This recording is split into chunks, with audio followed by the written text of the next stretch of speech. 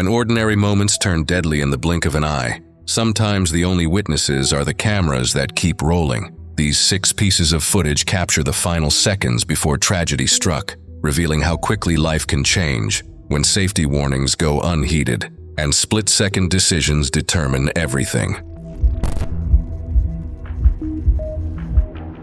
It was February 14, 2016, when Marcus Chen made the decision that would forever change everything. The 28-year-old IT support technician from Denver had always been the quiet type, preferring computer screens to social gatherings. His co-workers knew him as reliable but reserved, someone who kept to himself and rarely joined after-work activities. Snowboarding had become Marcus's escape from troubleshooting network issues. For 5 years, he had methodically worked up from bunny slopes to intermediate runs, always cautious, always within his comfort zone. His technique was decent but unrefined, the product of weekend warrior dedication rather than natural talent. 3 months earlier, Marcus started a YouTube channel called Chen's Mountain Adventures, hoping to document his progression. With only 200 subscribers, mostly friends and fellow snowboarding enthusiasts, his videos rarely broke double-digit views. But Marcus persisted, driven by quiet determination to prove he could be more than another cubicle worker.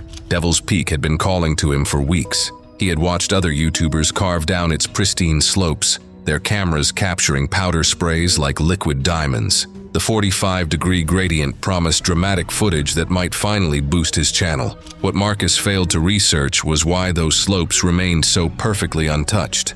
At 6 a.m. on that Valentine's morning, Marcus arrived at Devil's Peak alone, his chest-mounted GoPro recording. The parking area was eerily empty, and multiple orange warning signs caught his attention briefly. Avalanche danger, they proclaimed. But Marcus had seen similar signs at other mountains where he had snowboarded safely. His inexperience with backcountry conditions made him dismiss the warnings as standard legal protection.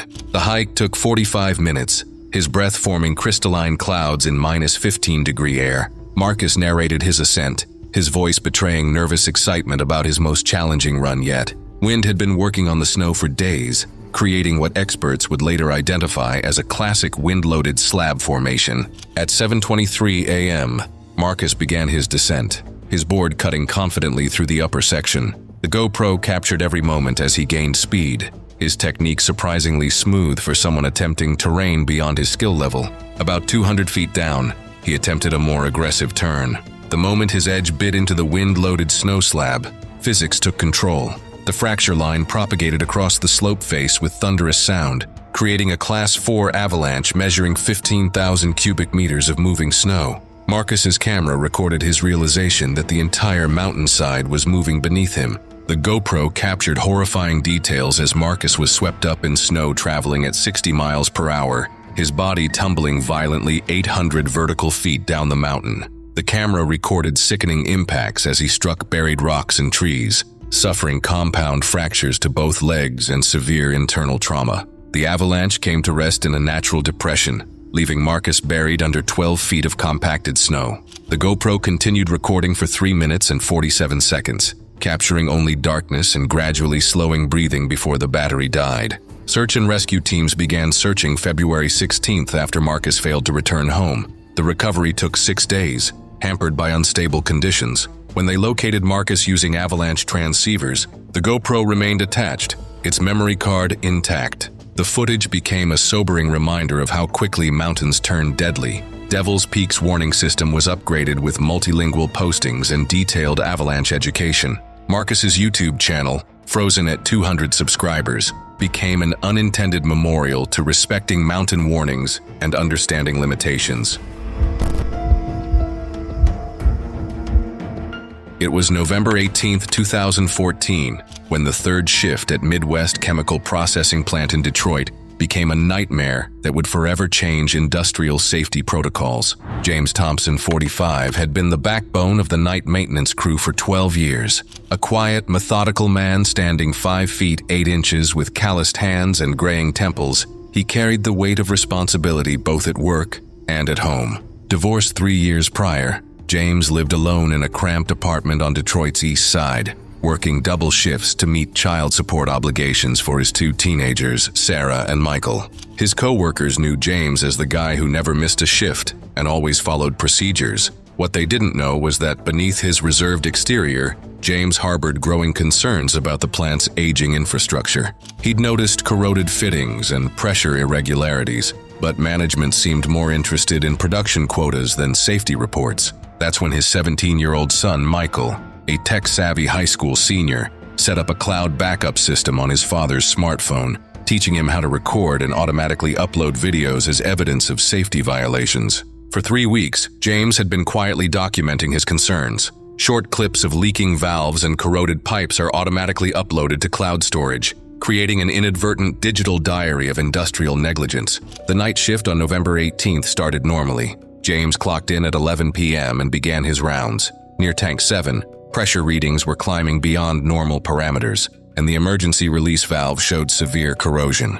At 11:47 p.m., James pulled out his phone and began recording, narrating his observations. The live stream captured his methodical approach as he attempted to manually release the dangerous pressure buildup, describing the corroded fitting that had been flagged but never addressed. What happened next unfolded in terrifying slow motion. The corroded fitting failed catastrophically. The tank ruptured with explosive force, releasing a massive vapor cloud. Within seconds, the cloud found an ignition source from a nearby electrical panel, creating a fireball that engulfed the entire section. The live stream continued for 8 more seconds, recording the initial blast before connection was lost. James suffered burns over 95% of his body, his respiratory system destroyed by superheated gases. He died within 30 seconds, a victim of the very hazards he'd been documenting. The explosion shook buildings 2 miles away, bringing fire departments racing to the scene. The plant's evacuation procedures prevented additional casualties.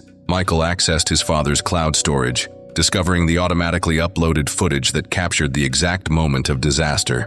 The video became crucial evidence for OSHA investigators, revealing the precise sequence of equipment failures and management negligence. The wrongful death lawsuit resulted in a multi-million-dollar settlement and sweeping safety changes. James Thompson's final documentation had exposed systemic failures endangering countless workers. Today, the plant operates under new safety standards requiring digital documentation with automatic cloud backup. James's legacy lives on in every safety report uploaded, ensuring no workers' concerns are ignored. It was March 22, 2018, when a routine construction day in Manhattan's Upper East Side turned into a catastrophic reminder of how quickly industrial accidents can shatter lives. Miguel Santos, 26, had been chasing the American dream for 3 years since immigrating from Guadalajara, Mexico. Standing 5 feet 6 inches with muscular arms earned from manual labor, Miguel possessed infectious optimism, despite the language barrier that sometimes left him nodding along to conversations he only half understood.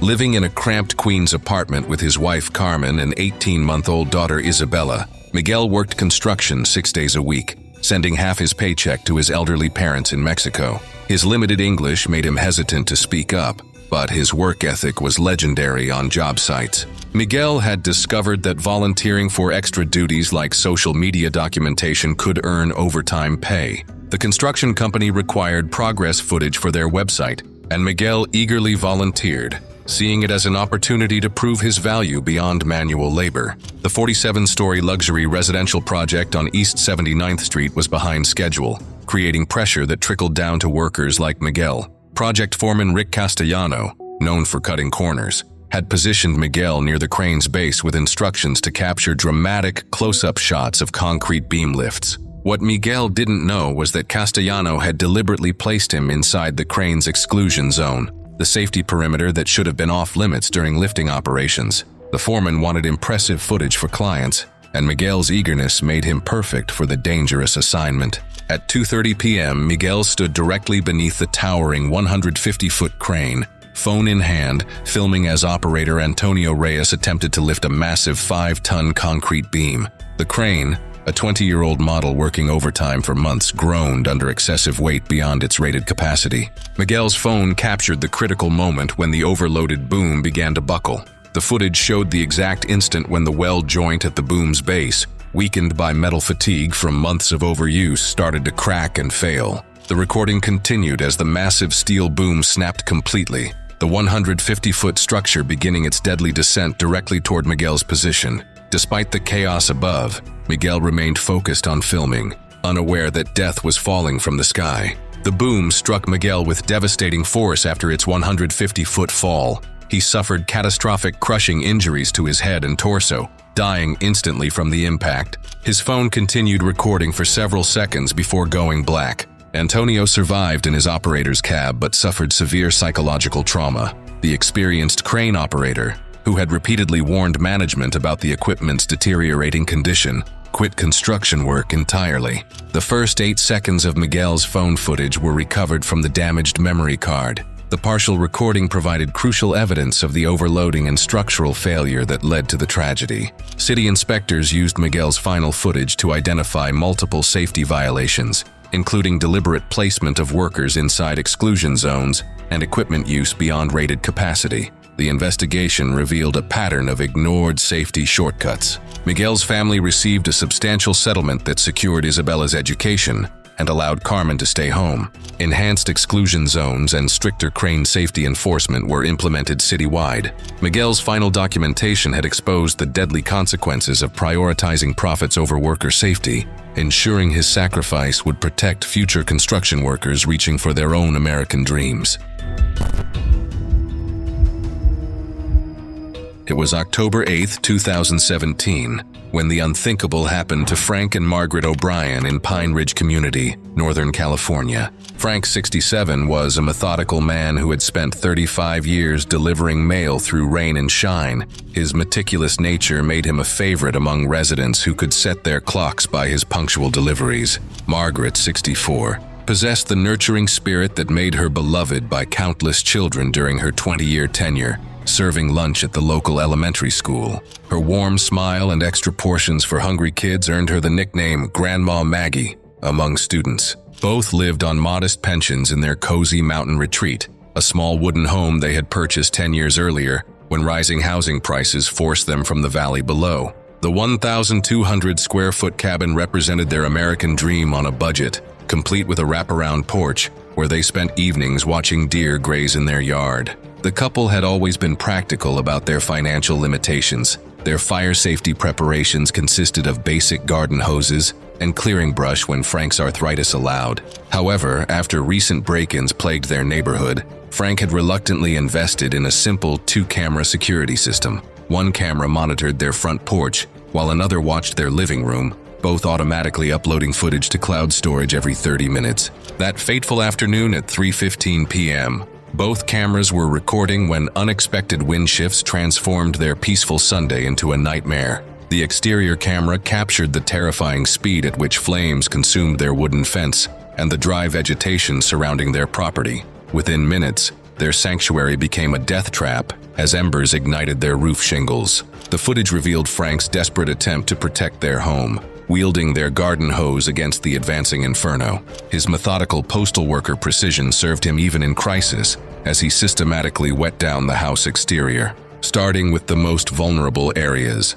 However, the thick smoke overwhelmed his aging lungs, and he collapsed near their front steps, still clutching the hose. Meanwhile, the interior camera documented Margaret's frantic efforts to gather their important documents from the living room. Her nurturing instincts kicked in as she tried to save their precious memories, photo albums, and social security paperwork. Tragically, smoke filled the narrow hallway, trapping her inside their bedroom area. The carbon monoxide silently claimed both victims as they succumbed to smoke inhalation and toxic gas exposure. Both cameras continued recording until the flames destroyed the equipment, but their final upload occurred 25 minutes before destruction, preserving the complete timeline of events in haunting detail. Firefighters discovered their bodies 2 days later when the area was declared safe for search and rescue operations. The recovered cloud footage provided investigators with a heartbreaking but complete account of how the rapidly moving fire trapped the elderly couple in their final moments. Their death sparked significant changes in emergency protocols across Northern California.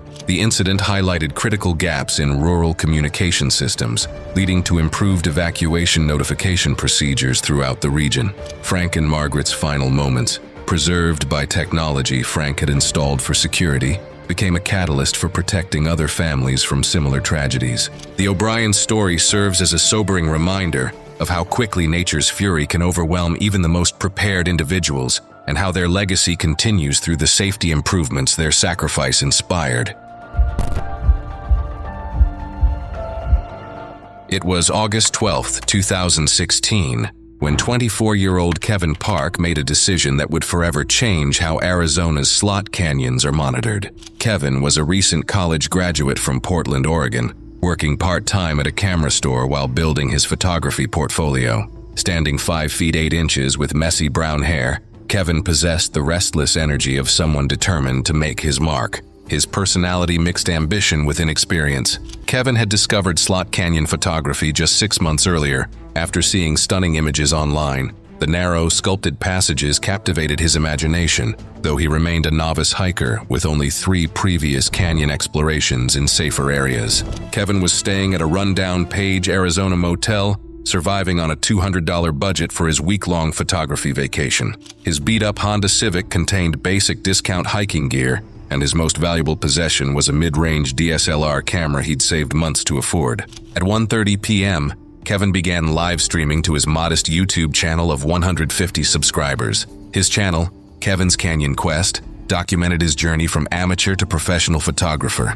He was particularly excited about this narrow, technical slot canyon exploration. The Antelope Canyon area was experiencing typical August weather, with afternoon thunderstorms building over distant mesas. Kevin, focused on photography and eager to impress his online audience, failed to recognize the significance of darkening clouds 15 miles away. At exactly 2:45 p.m., while Kevin crouched in a narrow canyon section adjusting camera settings and narrating to viewers, rushing water echoed off canyon walls. Within seconds, a 6-foot wall of muddy water and debris traveling at 20 miles per hour rounded the bend ahead.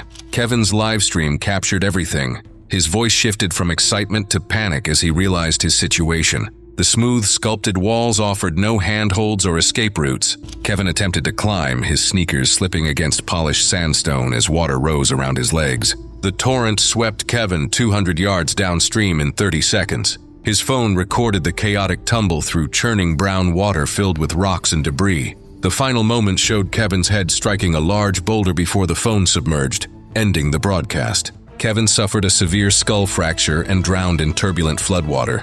His body became wedged between rocks as the flood continued through the canyon system. Search and rescue teams, alerted by concerned viewers who witnessed the live stream, found Kevin's body 12 hours later when the water receded. The recovery required specialized equipment and experienced canyon rescue personnel. Kevin's tragic death sparked significant safety changes. Authorities installed improved warning signs about flash flood dangers at canyon entrances, enhanced weather monitoring systems for slot canyon areas, and developed better communication protocols between meteorologists and park services. His story serves as a sobering reminder that nature's beauty often masks deadly dangers, and that experience, preparation, and respect for natural forces can mean the difference between capturing the perfect shot and becoming another cautionary tale carved into the desert's unforgiving landscape. It was March 15, 2014, when Danny Rodriguez's dedication to safety protocols couldn't save him from a preventable tragedy at Quick Stop gas station in suburban Houston, Texas. Danny, a 41-year-old father of 2 teenage sons, had been working the graveyard shift at the station for 3 years. His wife, Maria, often worried about him working alone during those quiet 2 a.m. to 6 a.m. hours. But Danny was methodical and cautious by nature. Exactly the kind of employee you'd want handling fuel and potentially dangerous equipment. His supervisor frequently praised his attention to detail and commitment to following every safety procedure to the letter. For weeks, Danny had been reporting a persistent gasoline odor near pump number 3. Despite his repeated requests, management kept postponing the professional inspection, citing budget constraints and claiming the smell wasn't strong enough to warrant immediate concern. Danny's meticulous nature made him check that area multiple times each shift, documenting the issue in his daily reports. The Quick Stop featured 8 security cameras strategically positioned to monitor all pump areas and the store interior. The system automatically uploaded footage to cloud storage every 10 minutes. a feature that would prove crucial in the investigation that followed. At 3:20 a.m. that fateful morning, the exterior cameras captured Danny conducting his routine pump inspection. The footage showed him crouching near pump 3, his flashlight revealing what appeared to be a significant leak in the underground fuel line. Gas vapors were clearly visible accumulating around the pump area, despite Danny's immediate attempts to activate the emergency fuel shutoff system. The security cameras recorded Danny's methodical response. He followed protocol perfectly, attempting to contain the situation while the vapors continued building. Multiple camera angles captured the moment a customer pulled up to pump 2 in a beat-up pickup truck. The man stepped out casually, a lit cigarette dangling from his lips, completely ignoring the prominent no smoking signs posted throughout the station. Danny noticed the customer and began moving toward him, likely to warn about the dangerous situation. The cameras captured the exact moment the cigarette ignited the accumulated gas vapors. The massive explosion engulfed both men instantly, with Danny suffering fatal thermal burns and trauma from the blast pressure. The smoking customer was also killed immediately. The explosion destroyed 3 gas pumps and damaged 6 vehicles in the vicinity. Fortunately, the CCTV footage had been uploaded to cloud servers just 10 minutes before the cameras were destroyed in the blast. Fire investigators used the multi-angle footage to reconstruct the exact sequence of events. The video evidence clearly showed Danny's professional response to the gas leak and the customer's fatal disregard for safety warnings. The investigation revealed that the underground fuel line had been deteriorating for months, with Danny's reports providing a clear timeline of the developing hazard. The tragedy led to significant safety improvements across the country. Enhanced no-smoking enforcement protocols were implemented, along with mandatory emergency shutoff systems and improved vapor detection equipment for all gas stations. Danny's meticulous documentation and the security footage became the foundation for new industry safety standards. Danny Rodriguez died doing what he always did, following safety procedures and trying to protect others. His legacy lives on in the enhanced safety measures that now protect countless gas station workers and customers throughout Texas. Just when you think you've seen the worst disasters caught on camera, click the next video for more shocking footage that will leave you speechless.